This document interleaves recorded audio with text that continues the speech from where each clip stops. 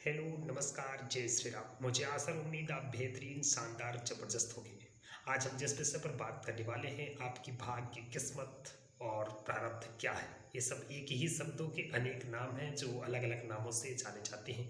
प्रारब्ध क्या होता है, कैसे आपका प्रारब्ध आपको एक निम्न स्तर से उच्च स्तर की ओर ले जाता है। आपको कहाँ से मतलब आप कुछ भी नथिंग इंसान थे लेकिन आपको एक उच्च स्थान तक एक उच्च रुतबा मिल जाता है।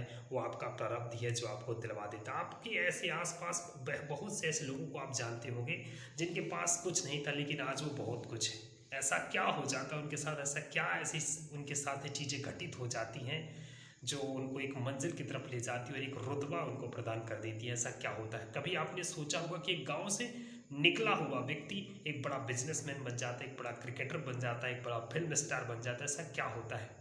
निकलने का बहुत सारे लोग प्रयास करते हैं, बहुत सारे लोग ट्राई करते हैं लेकिन नहीं बन पाते हैं। और उन्हीं में से कुछ ऐसे लोग होते हैं जो मतलब प्रयास भी नहीं कर रहे होते, उस तरीके से लगे भी नहीं होते हैं लेकिन उनका प्रारब्ध उनको खींच के ले जाता है।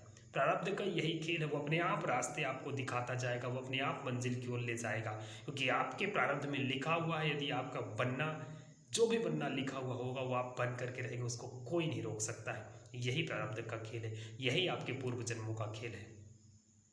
होनी को कोई नहीं टाल सकता है। ये हो प्रारब्ध का खेल, इसे समझ लीजिए। जो जितना जल्दी इंसान समझ गया वो खुश रहना सीख जाएगा। उसको विश्वास हो जाएगा कि जो चीज़ें हो रही हैं वो मतलब आपने प्रयास किया, आपके साथ चीज़ें नहीं हुई, आपको समझ में आ जाएगा कि आउट ऑफ कंट्रोल था, हमारे बस में नहीं था। जो होना था वो होकर ही रहेगा और जो होता है वो अच्छे के लिए होता है। बहुत सारे लोगों को आपने देखा होगा कि छोटी सी लाइफ इस तरह से लाइफ जी रहे होते लेकिन अचानक से उनकी लाइफ में एक ऐसा बदलाव आता है और बहुत बड़े बदलाव की ओर निकल पड़ते हैं। ऐसा क्या है? ये सब प्रारब्ध ही है।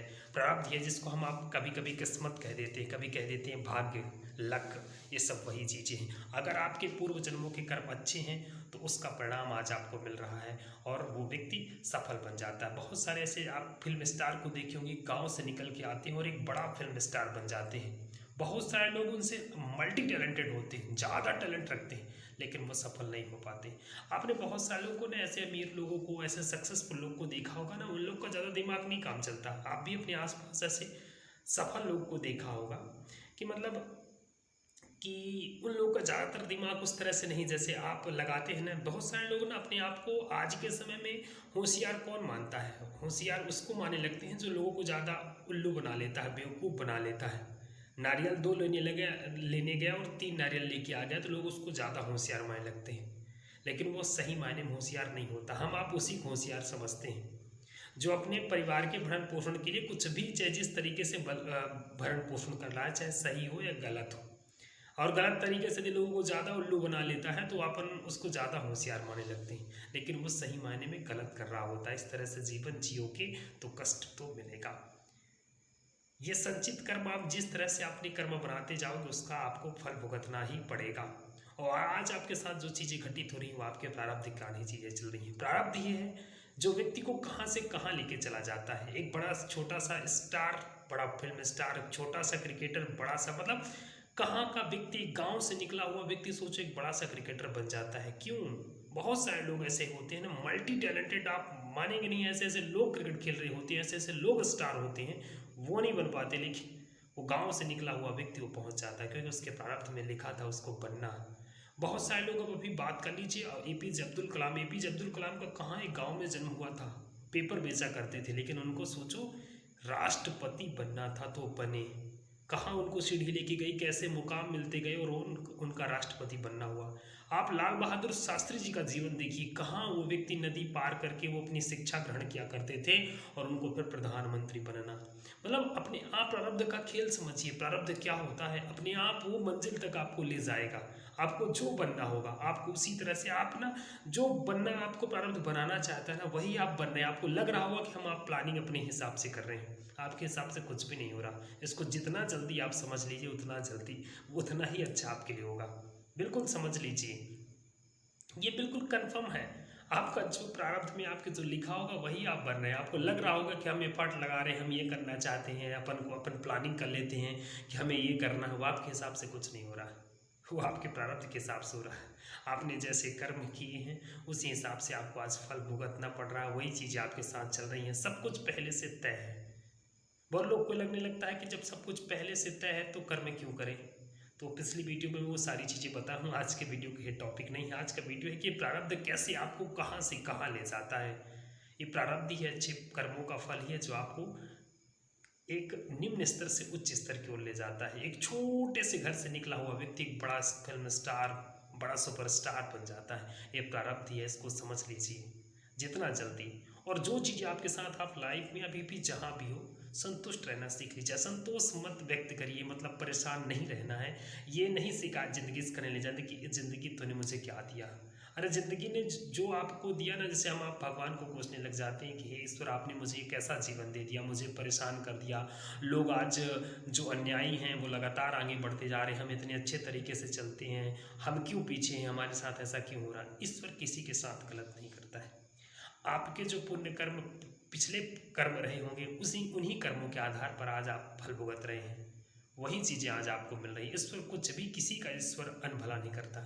कोई माँ बाप अपने बच्चे को, यदि किसी माँ बाप को ये बोल दिया जाए कि अपने बच्चे की आप किस्मत लिखिए, तो कोई माँ बाप अपने बच्चे की किस्मत में दुख, गरीबी नहीं लिखेगा। हम आप सब भगवान के बच्चे हैं। भगवान कभी नहीं चाहेंगे कि हमें कष्ट हो।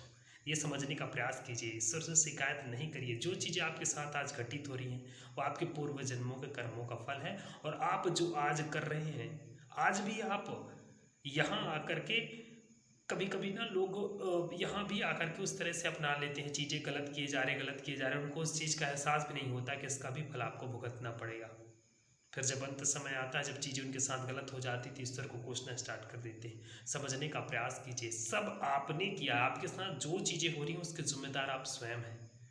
आपने ही ऐसा सब कुछ किया है जो आज आपके साथ है, चीज़ें घटित हो रही, चाहे वो अच्छी हो या बुरी। समझने का प्रयास कीजिए। हर स्थिति में सामान्य रहना सीखिए, बढ़िया तरीके से रहिए, ज़िंदगी से शिकायत करना छोड़ दीजिए। जो भी चीज़ें हो रही हैं, जो चीज़ें पहले हो चुकी, मैं कह रहा हूँ आज आपके साथ चीज़ें घटित हो रही हैं। अरे आप पिछली चीज़ों को नहीं सुधार सकते थे, लेकिन आज आने वाली चीज़ों को तो सुधार सकते हैं। आज आप अच्छे कर्म करिए। जो चीज़ें आपके साथ हो रही उसी में खुश रहना। यदि आप संतोषी हैं ना, तो कहा गया है ना, संतोषम परम सुखम। जो चीज़ें न सोचिए ना, आप परेशान नहीं रहना। आपके साथ जो चीज़ें आपके साथ हो रही वो आपके प्रारब्ध में था, वही आपको मिलेगा। आप कितना भी मूड पटक लें, सिर के बल आप चाहे डेली खड़े हो जाएंगे, लेकिन कुछ भी नहीं बदलने वाला है। इसको भी समझने का प्रयास कीजिए। मतलब असंतुष्टि निकाल दीजिए। जो जीवन मिल रहा है उसमें खुश रहना, उसी में आपका ईश्वर का धन्यवाद करना स्टार्ट कीजिए।